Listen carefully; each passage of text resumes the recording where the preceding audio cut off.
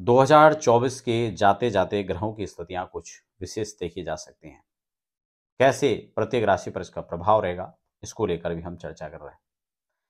इसी क्रम में हम लोग मंगल की राशि परिवर्तन को थोड़ा देख लेते हैं, क्योंकि मंगल अभी कर्क राशि में चले जाएंगे और नीच हो जाएंगे। तुला में सूर्य भी नीच के हो जा रहे हैं, यानी सेनाधिपति और राजा दोनों ही नीच हो जा रहे हैं। इतना ही नहीं, मंगल के नीच होते तो यहां पर षष्टक योग भी बन रहा है। ये कैसे प्रभाव को लेकर आएगा, उसको लेकर हम चर्चा कर रहे हैं। मंगल यानी जो सेनाधिपति माने जाते हैं, जिनको प्रॉपर्टी, वाहन, घर, मकान, दुकान, इन सब चीज का भी कारक माना जाता है।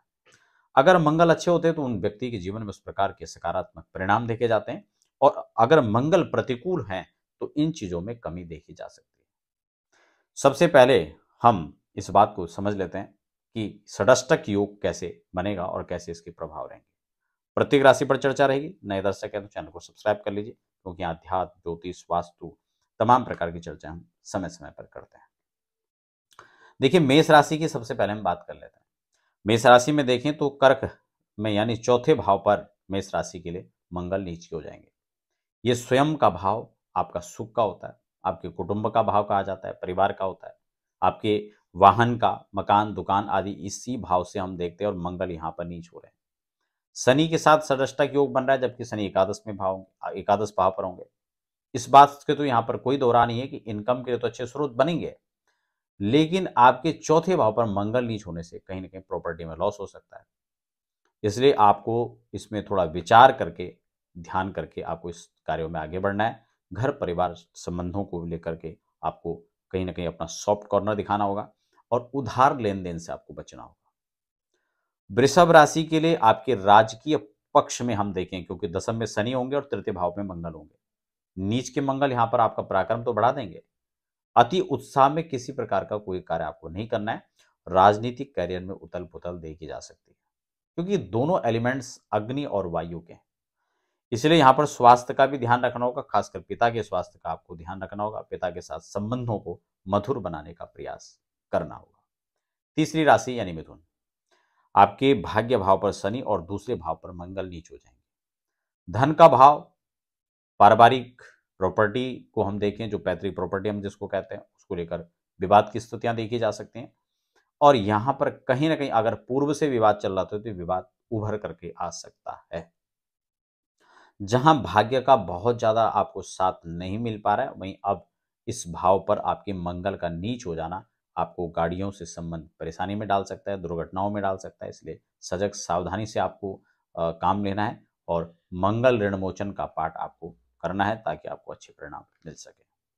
चौथी राशि यानी कर्क, आपके अष्टम भाव पर शनि आ जाएंगे, जबकि मंगल आपके फर्स्ट हाउस पर आ जाएंगे। आपको अपना भी ध्यान रखना है और अपने पार्टनर के स्वास्थ्य का भी ध्यान रखना है। यहां पर आपके अष्टम भाव पर शनि आपके भेद खोल सकते हैं। कहीं ना कहीं आपको लॉस हो सकता है, ये लॉस का भी भाव है अष्टम भाव। इसलिए आपको कहीं ना कहीं आप आजकल जैसे यूपीआई का जमाना है, आप अपने पासवर्ड को सुरक्षित रखें। आपको यहाँ पे आर्थिक क्षति पहुंच सकती है, या फिर कोई लेन देन का मसला है तो आपको उसमें भी थोड़ा सतर्कता और सावधानियां बरतनी, क्योंकि आपको यहाँ भी लॉस कहीं ना कहीं देखा जा रहा है। और अपने जो कार्य हैं, जो आपका अनुसंधान है, उसको सुरक्षित रखें। हो सकता है इस पर भी कोई सेंध लग सकती है, तो इन चीज़ों को खासकर कर्क राशि में ध्यान रखना होगा। पांचवी सिंह राशि के लिए आपके सप्तम भाव पर शनि और द्वादश के अंदर आपका मंगल नीच हो जाएंगे। ये अतिरिक्त एक व्यर्थ का खर्चा यहाँ पर आपके लिए बढ़ा रहा है। लॉस यहाँ पर हो सकता है। हेल्थ को लेकर के मनी यहाँ पर जा सकती है, उसके स्वास्थ्य के दृष्टिगोचर होते हुए यहाँ पर खर्च हो सकता है, यानी स्वास्थ्य अवरोधता देखी जा सकती है। पार्टनर से मतभेद आदि देखे जा सकते हैं, अगर आपका कारोबार साथ में किसी के साथ मिलकर कर रहे हैं तो ये सारी चीज़ें आपको यहाँ पर देखनी होंगी।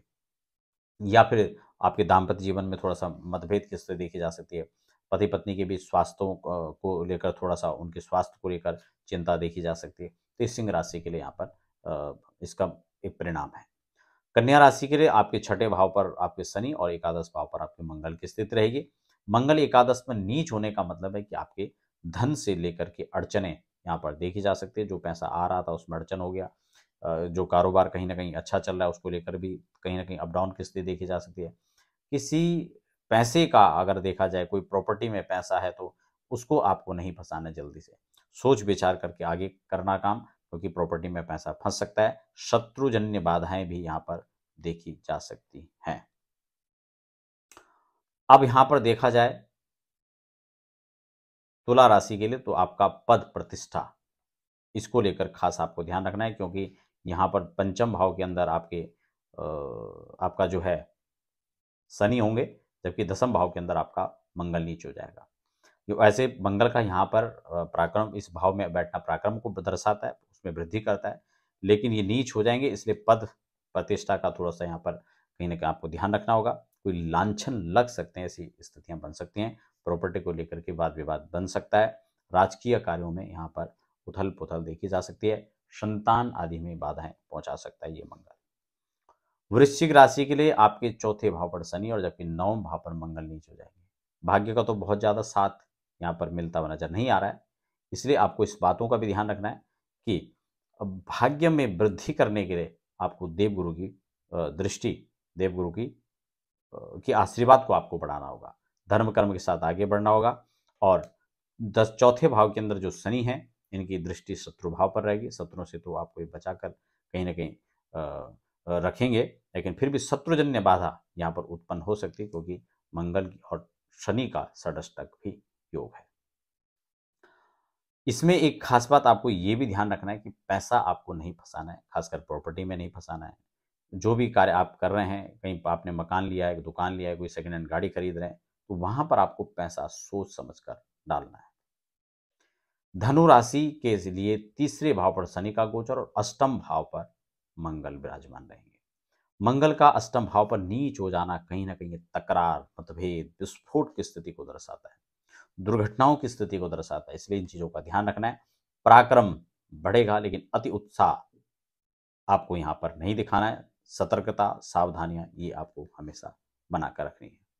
मकर राशि के लिए दूसरे भाव पर शनि आ जाएंगे, सप्तम पे मंगल नीच हो जाएंगे। पार्टनर को से लेकर के खासकर आपको नरमी यहाँ पर रखनी है। Love partner, life partner, business partner, इन सब के साथ आपको तालमेल बनाना होगा। स्वास्थ्य में देखा जाए तो दाम्पत्य जीवन में स्वास्थ्य, आपकी धर्म पत्नी का या आपके पति का यहाँ पर स्वास्थ्य में गिरावट देखी जा सकती है। धनागम की स्थितियां कहीं ना कहीं मजबूत होती हुई नजर आ रही हैं, इसमें कोई दिक्कत नहीं है, क्योंकि यहाँ पर स्वग्रही शनि आपके धन भाव पर विराजित है। कुंभ राशि, प्रॉपर्टी को लेकर लॉस हो सकता है। मंगल आपके लगन, आपके जो है छठे भाव में है, लॉस के भाव में आ जा रहे हैं। लगन में आपका शनि स्वग्रही है, यहाँ पर स्वास्थ्य को लेकर वृद्धि देखी जा सकती है, लेकिन जिनको स्वास्थ्य की ऑलरेडी दिक्कत चल रही है, अष्टक बनने, षडाष्टक योग बनने के बाद स्वास्थ्य में नरमी भी देखी जा सकती है। ये थोड़ा सा यहाँ पर आपको ध्यान रखना होगा कि जहाँ भी आपको इन्वेस्ट करना है, पैसा आपका ना फंसे, उसके लिए पूरी आपको पहले तसल्ली से इसकी जांच करनी होगी, नहीं तो आपका पैसा फंस सकता है। उधार दिया हुआ पैसा आपको उधार देना नहीं है, उधार दिया हुआ पैसा भी बड़ी मशक्कत से निकलेगा। मीन राशि के लिए आपके द्वादश भाव पर शनि गोचर करेंगे, जबकि पंचम भाव पर नीच के मंगल आ जाएंगे। शत्रुजन्य बाधा यहाँ पर देखी जा सकती है, संतान बाधा यहाँ पर देखी जा सकती है। जरूरत से ज्यादा यहाँ पर व्यय होता हुआ नजर आ रहा है, इसलिए आपको ये थोड़ा सा ध्यान रखना है कि आपके आय और व्यय का जो संतुलन है वो भी यहाँ पर बना रहे। साथ ही साथ सभी राशियों के लिए यहाँ पर उपाय की बात करूँ तो ऋण मोचन का पाठ बड़ा प्रभावकारी होता है। हनुमान चालीसा का पाठ या हनुमान बजरंग अष्टक जो है आप पढ़ें तो बजरंग बाण आदि भी आपके लिए बहुत अच्छा रहेगा।